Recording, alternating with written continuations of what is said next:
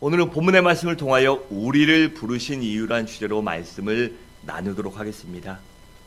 여러분, 기독교와 다른 종교의 차이점은 무엇일까요? 바로 대개 다른 종교들은 사람들이 신을 만들어 놓고 사람들이 그 신을 찾아가 자신들이 만들어 놓은 그것을 섬깁니다. 반면에 기독교는 하나님께서 우리 사람들을 찾아오셨고 나를 불러주셨습니다. 그렇기 때문에 기독교를 부르심의 종교라고 부르는 것입니다. 하나님께서는 아브라함을 부르십니다. 그리고 어떻게 하셨죠? 믿음의 조상으로 삼아주셨습니다. 또 모세를 부르셔서 이스라엘의 지도자로 세워주시고 애굽에서 이스라엘 민족을 해방시켜 주셨습니다. 또 하나님께서는 다윗을 택하여 이스라엘 왕으로 삼아주셨습니다. 그리고 우리 주님께서는 베드로와 제자들을 불러주셨습니다.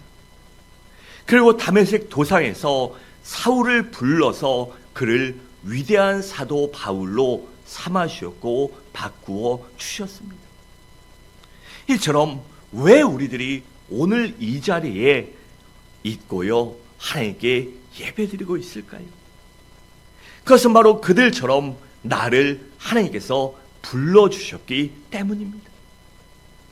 여러분, 우리 인생의 우연이란, 성도의 인생의 우연이란 절대로 존재하지 않습니다. 하나님께서 나를 택하시고 부르셔서 오늘 내가 이 자리에 있는 것입니다. 그렇다면 왜 하나님께서 나를 불러주셨을까요? 첫째로 구원하여 주시기 위해서 나를 부르셨습니다. 여러분, 본문의 포도원은 교회를 의미하기도 하고 넓은 의미로는 천국을 의미합니다. 또 포도원의 주인은 누구일까요? 하나님이시며 인력시장에 있는 일꾼들은, 품꾼들은 이 땅에 많은 사람들을 의미합니다. 또 그들을 부르신 것은 구원을 의미해요. 여러분, 하루는요 포도원의 주인이 어떻게 합니까? 인력시장에 가서 품꾼들을 찾아서 그들과 계약을 맺고 그들을 자기 포도원의 일꾼으로 데려옵니다. 어떤 이는 이른 아침에 오고요, 다른 이는 오전 9시와 12시에도 오고, 또 어떤 이들은 오후 3시와 5시에도 주인이 데려왔습니다. 그들을 부른 것이죠. 그런데 인력시장에 있던 사람들 중에요, 그곳에 불려가지 못한 사람들도 분명히 있었습니다. 그래서 3시와 5시에 가서 사람들에게 말하잖아요. 왜 너희는 아직까지 여기 있느냐? 아무도 우리를 불러주지 않았다고 말합니다. 여러분, 그 부름받지 못한 사람들이요, 품꾼들이 왜 나를 안 불러가느냐, 왜 나를 사용하지 않느냐라고 주인에게 누구라도 항의할 수 없습니다. 반면에 포도원 주인에 의해 일꾼으로 뽑힌 사람들은 얼마나 기분이 좋겠습니까? 여러분, 그들이 그 인력시장에 나왔다는 것은 하루 벌어 하루 먹고 사는 그러한 일꾼들인데, 하루 생계비를 벌어서 자신이 일한 품삯으로 가족들이 먹고 살 걸 생각하니 오늘은 집에 뭐라도 사들고 갈 수 있겠다. 요즘 같으면요, 월급 봉투 받는 날, 요새야 많이 먹을 게 풍족해졌지만 제가 어렸을 때만 해도요, 월급 봉투 받는 날 시장에서 통닭 한 마리 사가면요, 얼마나 아버지가 뿌듯했습니까? 자식들 볼 낯도 있고 자녀들도 얼마나 기뻐했겠어요. 그러니 일꾼으로 뽑힌 품꾼들이 얼마나 기뻐했겠습니까? 여러분, 이처럼 구원은 오직 전적인 하나님의 은혜입니다. 왜냐하면 하나님께서 택하시고 부르신 자만이 구원받을 수 있기 때문이에요. 여러분, 아무나 포도원 일꾼이 될 수 없듯이 구원은요, 내가 받고 싶다고 받는 것이 아닙니다. 하나님께서 택하시고 부르셔야만 구원받을 수 있는 것입니다. 바로 앞장인 마태복음 19장 하반부를 보면 한 젊은 율법사가 주님을 찾아와 내가 무슨 선한 일을 하여 구원을 받을 수 있습니까? 라고 질문을 합니다. 그때 주님이 뭐라고 하시죠? 십계명을 지켜야 한다. 율법을 지켜야 한다. 그랬더니 그 친구가 나는 다 지켰습니다. 그렇게 자랑하죠. 칭찬받을 줄 알고. 하지만 주님이 뭐라고 하시죠? 그러면 가서 내 전 재산을 팔아 가난한 자들에게 나눠주라고 하십니다. 그래야 구원받을 수 있다고 말씀하시자 그 젊은 청년은 근심하며 우리 주님을 떠나갔습니다. 그때 그 모든 것을 목도한 주님의 제자들이 그렇다면 누가 구원받을 수 있습니까? 우리도 돌아가서 싹 팔아야 합니까? 이런 의미로 질문을 하죠. 그때 주님이 뭐라고 대답하셨죠? 사람으로서는 할 수 없고 오직 하나님만이 하실 수 있느니라 라고 했습니다. 그러니까 구원은 어떤 선행이나 공로나 노력에 의해서 얻어지는 것이 아니라 오직 하나님이 택하시고 부르신 자만이 구원받을 수 있다는 사실입니다. 그래서 구원을 하나님의 은혜라고 그렇게 부르는 것입니다. 그래서 에베소 2장 8절과 9절은 이렇게 말씀합니다. 너희는 그 은혜에 의하여 믿음으로 말미암아 구원을 받았으니 이것은 너희에게서 난 것이 아니요 무엇이요 하나님의 선물이라. 행위에서 난 것이 아니니 이는 누구든지 자랑하지 못하게 함이라 라고 했습니다. 그런데 여러분, 이렇게 하나님의 은혜로 우리를 구원시키시고 부르시는데도요 시기가 있습니다. 마치 포도원 주인이요 자신이 정한 시간에 일꾼들을 부르고 싶은 시간에 인력 시장에 나가 품꾼들을 불렀듯이 모태로부터 우리가 부름받은 사람도 있습니다. 또 어렸을 때 부른 사람도 있고 청소년기에 부름받은 사람도 있으며 장년기에 부름받은 사람도 있고 심지어 늙어서 부름받음을 받은 사람도 있고요. 심지어 죽기 전에 부름받은 사람들도 있습니다.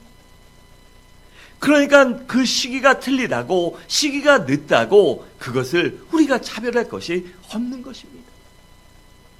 또한 하나님의 부르심에는요 완벽히 차별이 없습니다.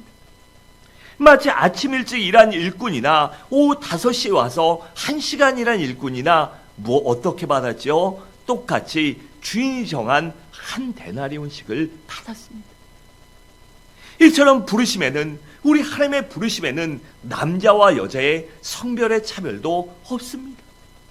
또 건강의 유무나 물질의 유무나 학식의 유무 등 그 모든 것에 차별이 존재하지 않습니다. 오직 예수 그리스도를 믿기만 하면 누구든지 구원받을 수 있는 것입니다. 여러분, 마태복음 22장을 보면 천국을 어디에 비유하지요? 혼인잔치에 비유합니다. 그래서 주인이 손님들을 초청했는데 그들이 이런저런 이유를 대고 난 바빠서 갑자기 일이 있어서 갑자기 몸이 안 좋아서 갑자기 손님이 찾아와서 갖가지 핑계를 두고 참석하지 않습니다. 그러다 주인이 종들을 시켜서 그러면 길가에 나가서 사람들을 데려오라고 합니다. 그 길가의 사람들은 누구를 의미할까요? 바로 이방인들을 의미합니다. 그리고 초청을 거부한 사람들은 유대인들을 의미해요. 그리고 그렇게 이방인들을 부르자 많은 사람들이 혼인잔치에 참여합니다. 그런데 여러분, 혼인잔치에 참여하려면 어떻게 합니까? 우리도 결혼식 갈 때 잘 차려입고 가지 않습니까? 예복을 입고 가지 않습니까? 또 그것이 우리처럼 지금 하는 이런 예식장에서 뷔페라면 조금 그냥 갔다 와도 되지만요, 어떤 사람들은 호텔에서 이렇게 다 깔아놓고 1시간, 2시간 앉아서 먹으면서 하는 데는요 정말 잘 차려입고 가야 합니다. 그렇듯이 혼인잔치에 들어가기 위해선 예복을 입어야 합니다. 흰 옷을 입어야 해요. 그런데 흰 옷을 입지 않은 그 한 사람은 어떻게 됩니까? 쫓겨났습니다. 여러분, 이 흰옷 예복은 바로 예수 그리스도를 의미합니다. 그러니까 십자가에서 우리를 나를 구속하여 주시려고 구원하여 주시려고 피 흘리신 예수 그리스도를 믿기만 하면 구원받는다는 사실이에요. 예수의 보혈의 흰옷을 입고 예수의 보혈을, 예수의 그 믿음을, 예수의 순종의 옷을 우리가 입는다면 누구라도 구원받을 수 있는 것입니다. 그리고 하나님께서는요, 우리를 부르신데도 과정이 있습니다. 로마서 8장 29절과 30절을 함께 읽겠습니다. 시작.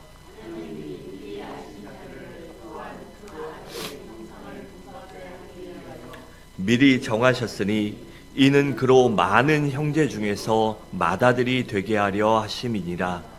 또 미리 정하신 그들을 또한 부르시고 부르신 그들을 또한 의롭게 하시고 의롭다 하신 그들을 또한 영화롭게 하셨느니라. 아멘. 그러니까 이 말을 순차적으로 풀어보면요, 하나님께서 우리들을 구원하시는 1단계는 정하심입니다.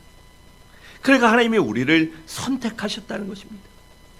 여러분, 하나님께서는요, 우리들이, 내가 어머니 뱃속에 생기기도 전부터 우리를 택하셨습니다. 그래서 에베소 1장 4절과 5절은 이렇게 말씀합니다. 곧 창세전에 그리스도 안에서 우리를 택하사 우리로 사랑 안에서 그 앞에 거룩하고 흠이 없게 하시려고 그 기쁘신 뜻대로 우리를 예정하사 예수 그리스도로 말미암아 자기의 아들들이 되게 하셨으니라고 했습니다. 그러니까 하나님께서 나를 사랑하시기 때문에 기쁨으로 우리가 태어나기도 전에 나를 택정하셨다는 것입니다. 그 이유가 무엇일까요? 바로 우리가 거룩하고 흠이 없는 하나님의 자녀가 되기 위하여, 하나님의 자녀로 삼아 주시기 위하여 우리를 택하신 것입니다. 다음으로 구원의 2단계는 부르심입니다. 하나님께서는요, 우리를 선택하시고 때가 되자, 그 하나님의 정하신 때가 되자 우리를 성령님을 통해서 우리를 불러주셨습니다. 그리고 우리를 통하여 우리가 복음을 깨닫게 하시고 내가 죄인인 것을 깨닫게 하셨어요. 그렇기 때문에 우리가 구원받을 수 있는 것입니다.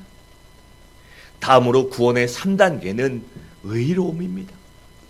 여러분, 하나님께서는요, 성령님을 통해 우리가 죄인인 것을, 내가 죄인인 것을 그 원죄로 지옥에 갈 수밖에 없다는 사실을 깨닫게 하시고 예수 그리스도를 나의 주 나의 하나님으로 인류의 유일한 구세주로 믿게 하셨습니다. 그 믿음을 우리에게 주셨습니다. 그리고 믿음을 통해 우리들의 모든 죄를 용서해 주시고 의인으로 삼아 주셨어요. 그래서 로마서 5장 1절은 이렇게 말씀합니다. 그러므로 우리가 믿음으로 의롭다 하심을 받았으니 우리 주 예수 그리스도로 말미암아 하나님과 화평을 누리자라고 했습니다. 이렇게 우리를 칭의 교원 의로운 사람으로, 하나님의 백성으로, 자녀로 삼아주신 것입니다. 다음으로 구원의 4단계는 영화로움입니다. 하나님께서 우리들을 죄악에서 건져주셨고 하나님의 영광스러운 자녀로 삼아주셨어요.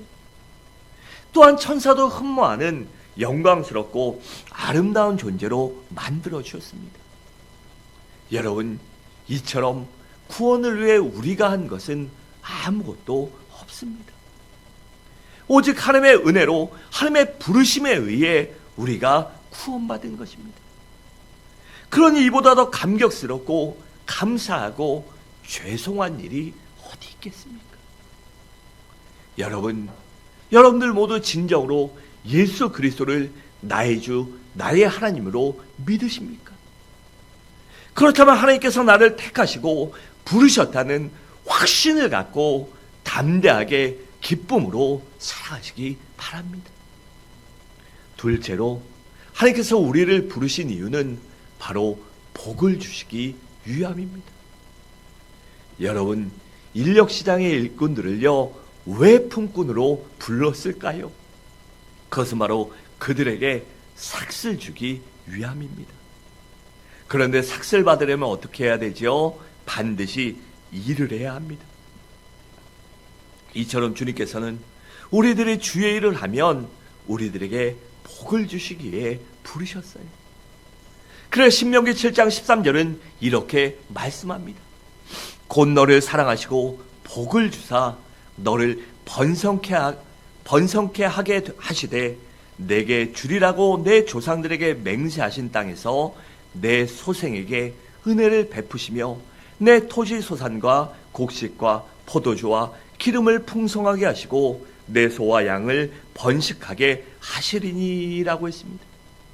그러니까 이 말씀은 쉽게 말하면 우리에게 복을 주시고 우리의 자손들에게 이 소생, 우리로부터 난 자녀와 자손들에게도 복을 주시며 우리의 하는 일에도 복을 주시고 번성케 하시려고 우리를 부르셨다는 것입니다.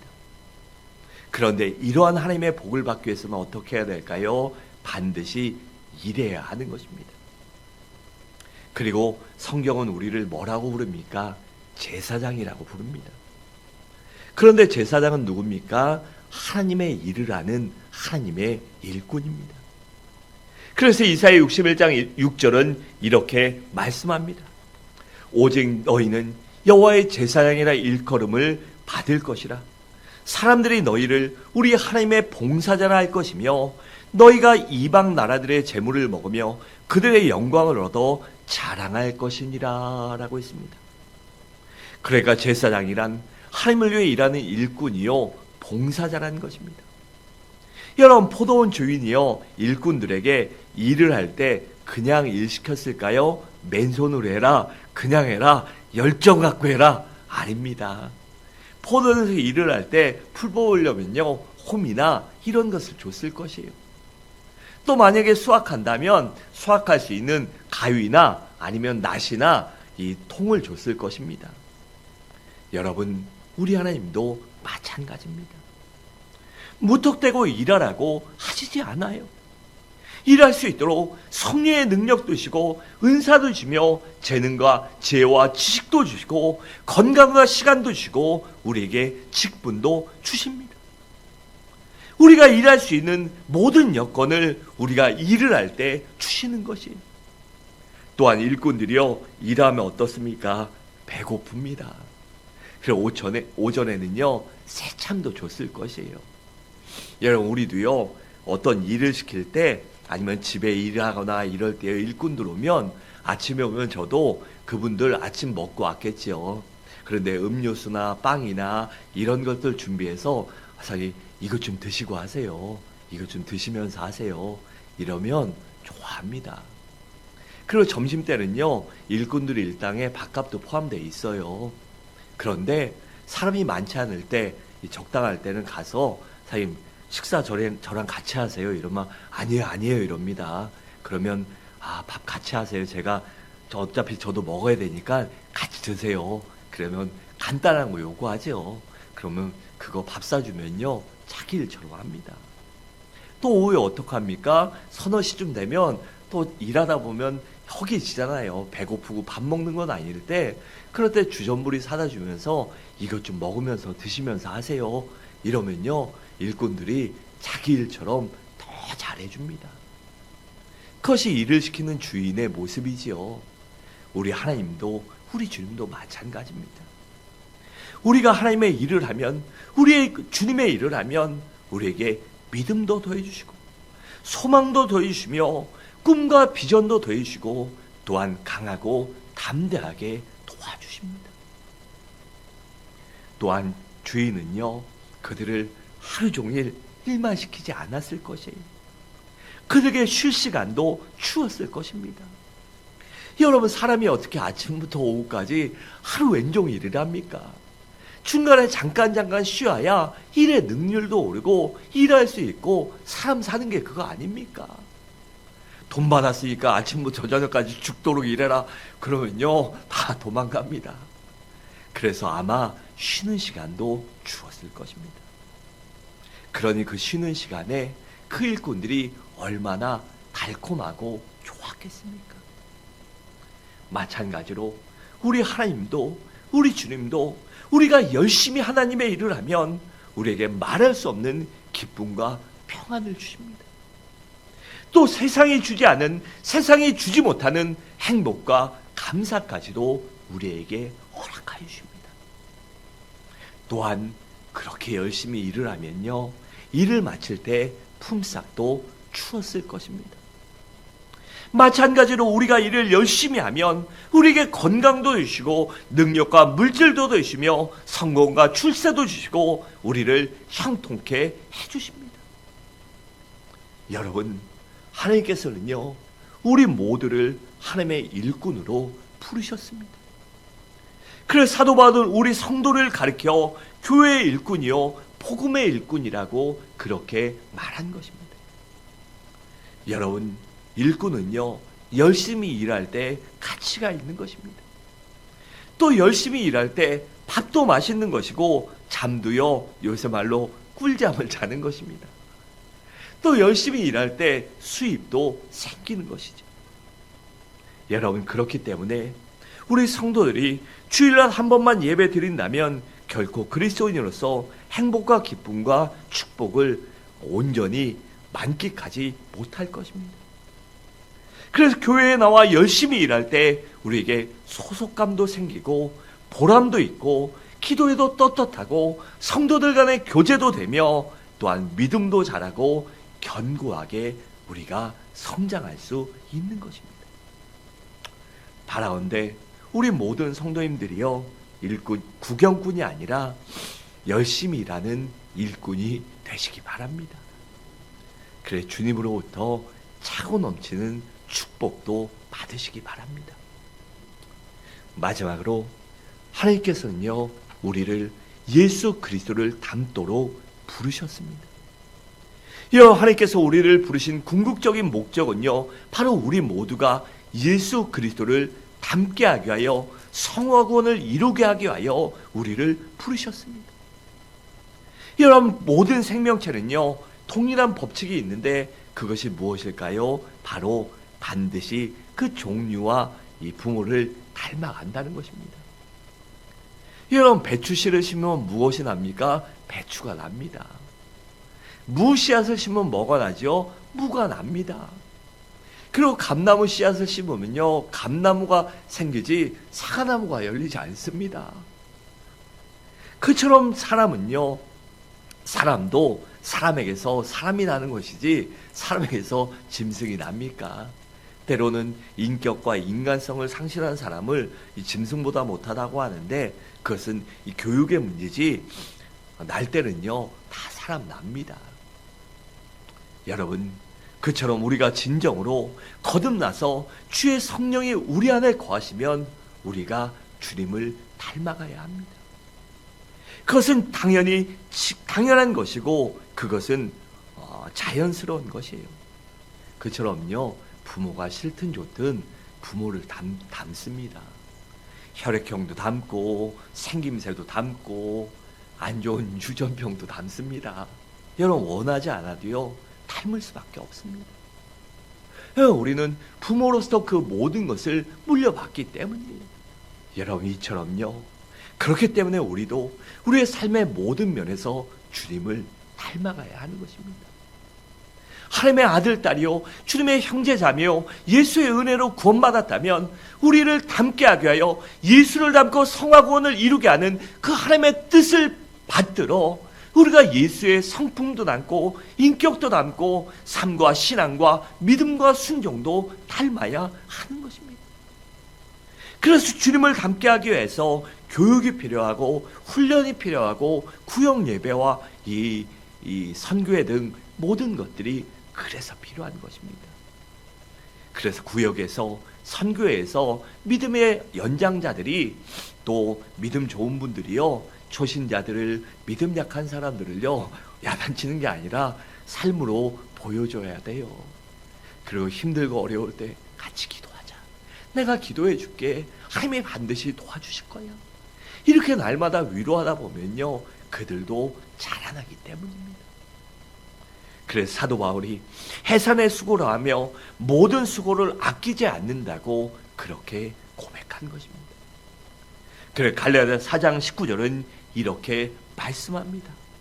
나의 자녀들아, 너희 속에 그리스도의 형상을 이루기까지 다시 너희를 위하여 무엇을 해요? 해산의 수고를 하노니라고 했습니다.